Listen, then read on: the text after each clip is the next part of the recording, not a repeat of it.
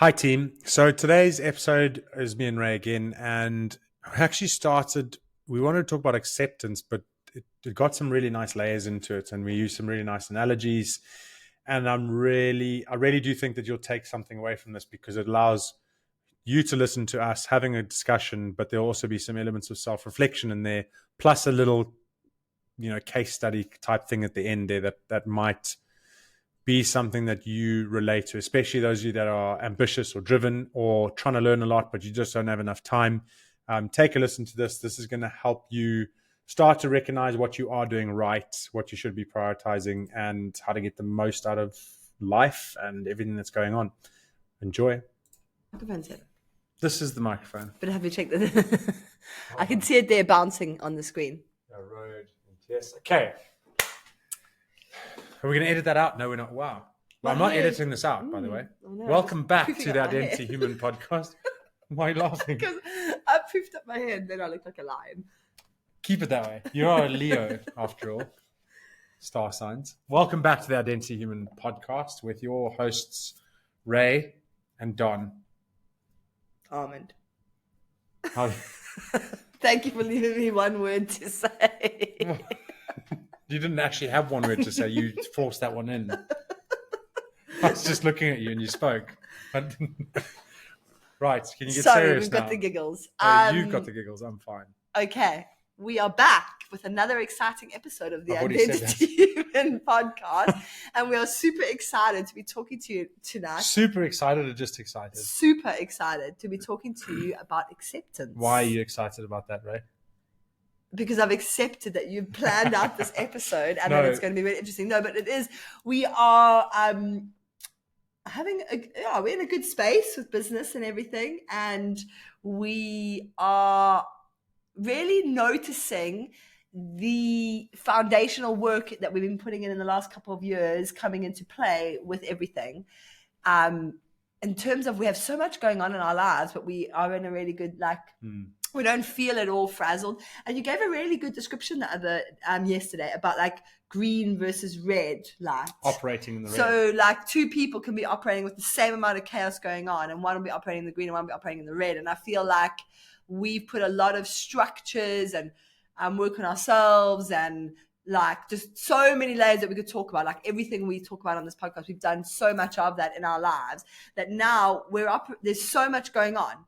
Like sick parents, childcare falling away, Monty vomiting at bedtime, kids being unwell, like we've had our kids constantly unwell, business has been like crazy busy, the demands of the kids' sport, like we're out there doing like 1 or 2 sports every day of the week, and home insurance popping up. Yeah, home insurance being like stupid. Like the typical home insurance in the UK is like £400, and we've just been quoted what? Yeah, $6,000. 6,800, £7,000 for our insurance because we put a claim through on a leak. We are lucky enough to live in a relatively large house, but we have like the parents and stuff in different parts of it. But that was a big shock. So we have lots of stuff going on, but we're in a really like we feel solid. So we're having to put to play that, oh my goodness, there's a whole big sum of money that we have to find.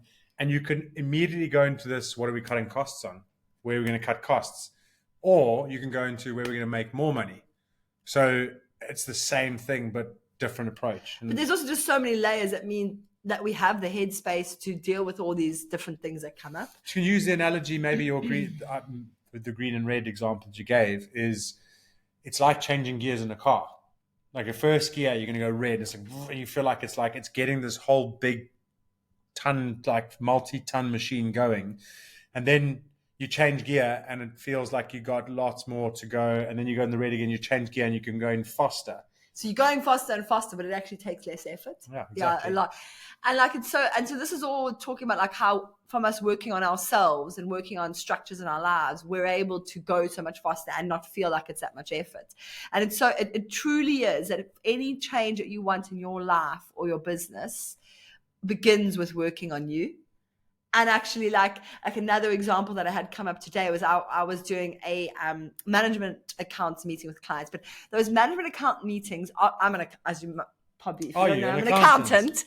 You would think that we would just be on that call discussing numbers, but at least half the time, my calls with my clients turn into a coaching session. And a lot of issues in businesses get solved with sales and marketing and the psychology around that. And like, because that then if I can help clients with their psychology and around how they approach their sales or marketing, then it has a knock-on effect into how to improve profitability, because there's only so much I can help them do on like the numbers and stuff. And if I can help them on that side, it helps. I know. So you're telling me from a chartered accountant's point of view about all finance, that there is value in understanding how important someone's psychology and mindset is in their approach to business. Yeah, because there's only so much you can solve on the numbers side of things. So what I was having the conversation. You're listening to this and you're analytical, please. That's. Yes. I was having a conversation with clients, and like it's like the same sort of conversation we've had for the last year or two when we do their quarterly accounts. And I was just like, we then started really talking about like your margin, like the markups and the margins are not okay, and delving into why. And I discovered in hearing them talk that they had so many limiting beliefs. And so we really like delved into that, about their beliefs around how they needed to offer discounts. Otherwise people wouldn't come to them for business, and not seeing value in themselves. So then I did a bit of like a coaching session about really helping them to see their value and kind of explain that they needed to work on themselves to get their mindset correct, and that would then help their business. And it made me really think that like so much, that's just another example of how if they work on themselves and their beliefs, it's going to filter into other areas of their life. Well, if we are talking about how does it relate to business, if you haven't made the crossover yet, I want to add a layer into understanding that a business, and you may have heard this before, a business is essentially an extension of the owner. Yes. So you've heard that before. Mm-hmm. But now think about this, is when we talk about culture within your business, it's your behaviors, it's the lowest level of behavior that you accept, it's how you do things. It's the same thing within your mind.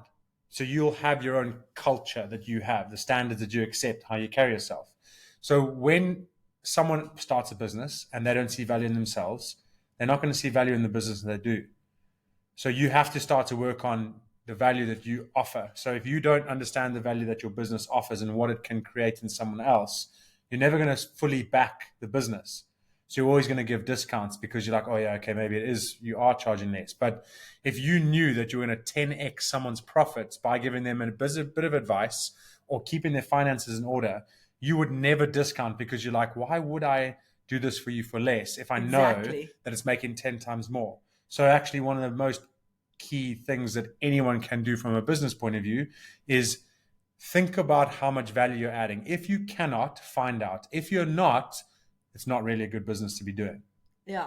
But I mean, but the key here, just linking to the working on yourselves, is like that's a very specific example around solving one issue in business. But the theme that I see across the board is it always comes back to working on yourself to then get that outward sort of outcome that you are looking for outwardly. Yeah.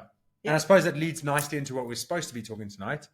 And it's around acceptance, but the story about like, so the next question is, okay, so we're going to go work on ourselves. I'm going to tell me 10 books that you've read, Ray, and I'm going to go and read those things, and that's going to help me work on myself. And then 2 years down the line, you're going to come back to us and say, Ray, I went and worked on myself and I tried so hard and I was desperate to make things happen and nothing happened. I felt like I was back to where I started.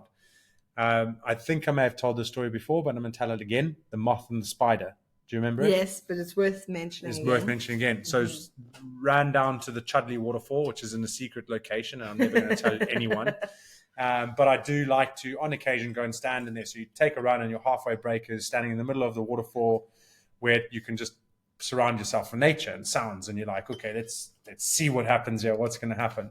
And there was a particular time I was standing there and I saw this moth. I was like, what signs are going to come my way? And this moth comes fluttering by. And I was like, oh, that's a sign. So you've got to keep trying it to work really hard.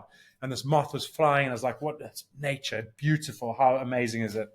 And the moth then flies down towards the water. As it gets to like 5 centimeters above the water, starts to glide into a spider's web. And then the spider drops down and starts to wrap the moth up. And I was like, ooh, maybe you don't want to be the moth.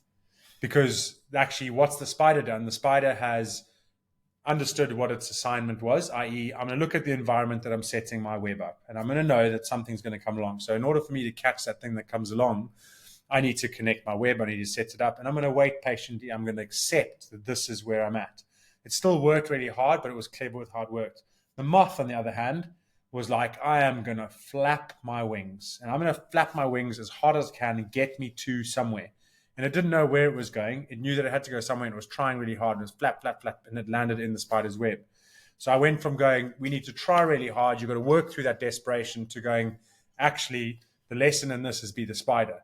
Because part of working on yourself feels like it's just a lot of hard work. And it's building that web. And it's building that web at the same time. So yes, you work hard, but you want to make sure that it's not desperate. And that's why I want to bring in the acceptance bit, because if you go back and listen to the episode that I did with Mr. Kindness, we made a distinction between motivation and planning, or discipline, which is what everyone speaks about. You've got to be disciplined, you've got to be motivated, or you plan when you're motivated and then you act when you're not motivated, and that's when you use discipline. And that's how you're going to get your goals. But no one ever ties in that principle of acceptance. Like, if you accept the direction that you're going, and if you accept that where you are is where you're meant to be, you're going to work hard with it, and whatever comes, you're going to accept that comes your way. But if you weave your web in a certain way, you know you're going to catch certain things. So it's about, you have this underlying confidence that you're on the right route. And yes, you're going to be motivated. And yes, at times you're going to have to be disciplined. But it's not going to be like you're using this massive element of willpower to make sure that you get it done, because your energy isn't desperate, it's accepted. Yeah. Does that make sense? Yeah. And I think sometimes we try so hard to make things happen that we haven't really accepted them, but we're trying hard.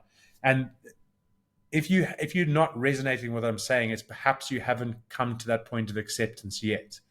But when you have come to that point of acceptance, it's just, you will still be working just as hard, but you won't have a frantic energy about you.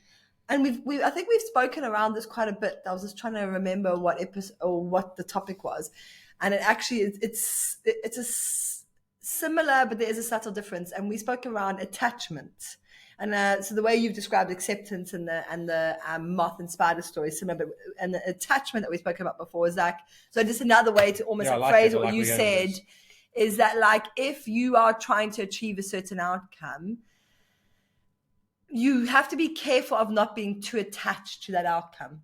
So that, let's say that you're working hard to a promotion, to a certain profit in your business, or to an outcome that you're trying to achieve. And then that doesn't happen. How you have to consider, if you get really angry, completely worked up, or just completely off the rails, like where you just go, what's the point in all of this? I put so much effort in, it hasn't worked out, I'm giving up. You were too attached to the outcome. You have to know acceptance is accepting where you are now and accepting where you're going to be along the journey, and trusting that if you are working on the right stuff, you will get there eventually. Having so faith, brings in the element of faith. Yes. Is that, at the core of it, you have the faith that you're going to get there. But you don't think that there's only one way to do it.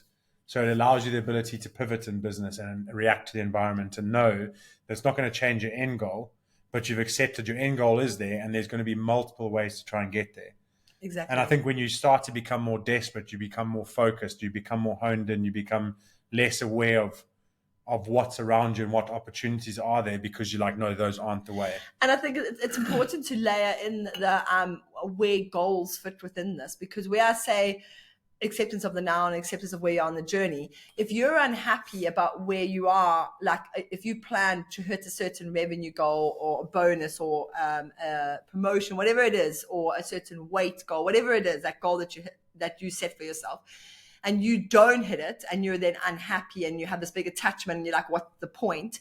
That's because you created a goal, which is in essence relatively arbitrary. You've just come up, you just plucked from your imagination this point in time and this goal that you're aiming for, right? So you've created this, and then you've completely lost your marbles when you haven't hit it.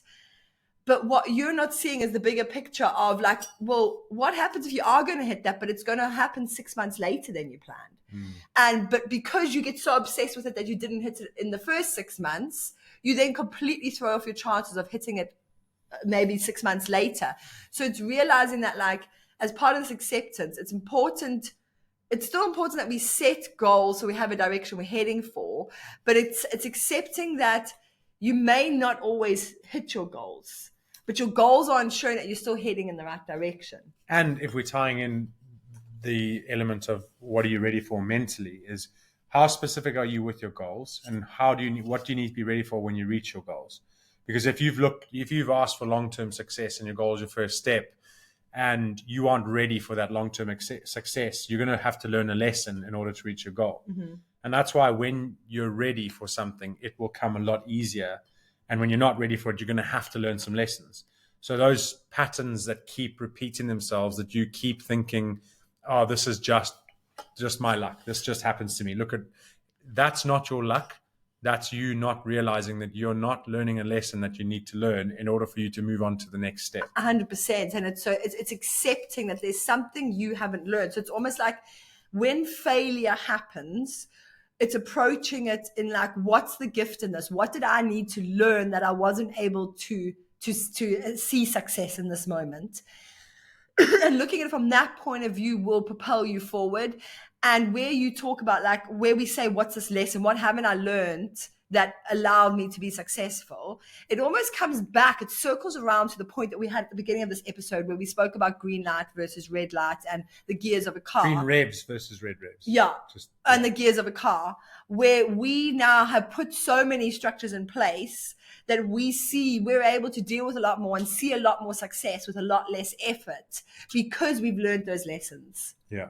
Because we've done what we've needed to be ready for that next stage, so that we're able to move through stuff that maybe other people wouldn't be able to move through because they need to still learn those lessons. So it ties back to almost what we said at the beginning. It really does. Yeah. I like where you've gone with that. The last analogy, or the last element of that green revs, red revs thing is, remember, if you find yourself operating in the red all the time, what happens? It's not good. What happens to a car if you keep revving it too high? Then you're going to pop the engine. You're being the moth.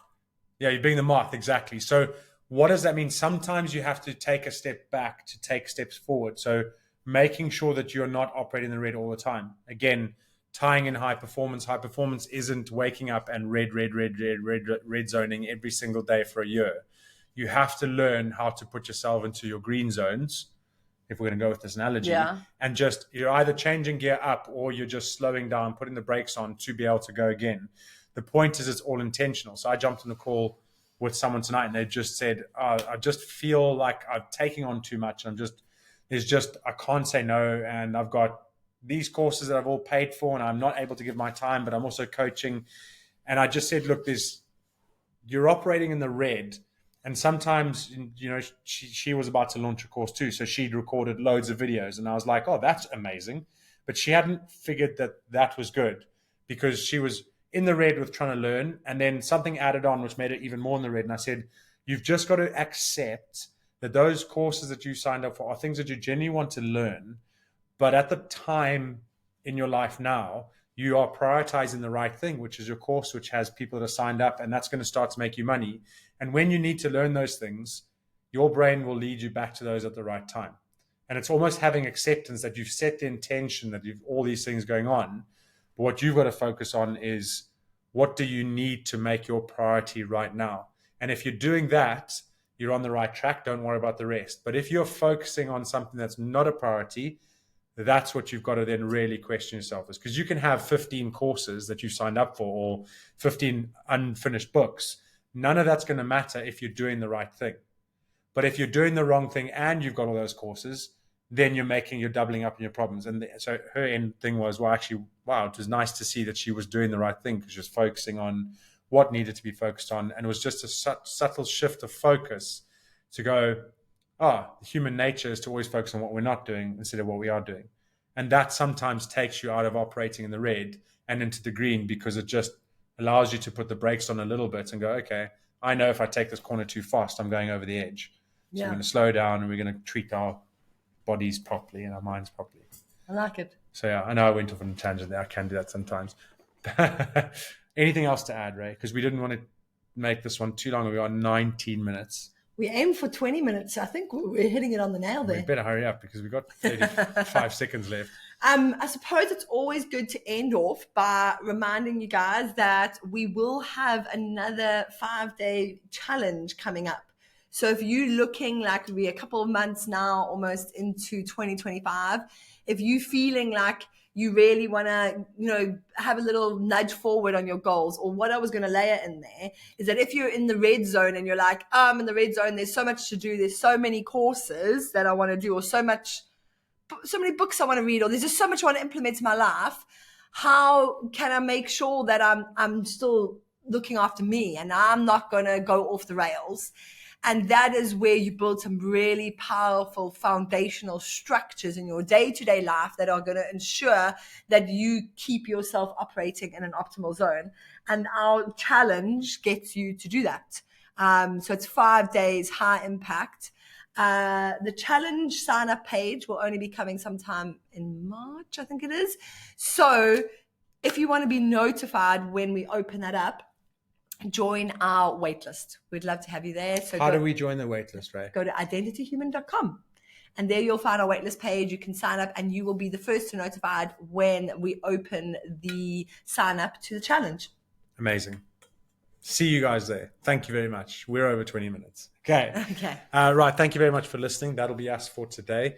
If you liked what you heard or it resonated, please do comment, like, or share and subscribe. It really does help us to be authentic. We were at 100. We're now on 99, and we haven't budged that up for 2 weeks in terms of subscribers or followers on Spotify. So give us a little bit of moral support and feedback. We are only human beings.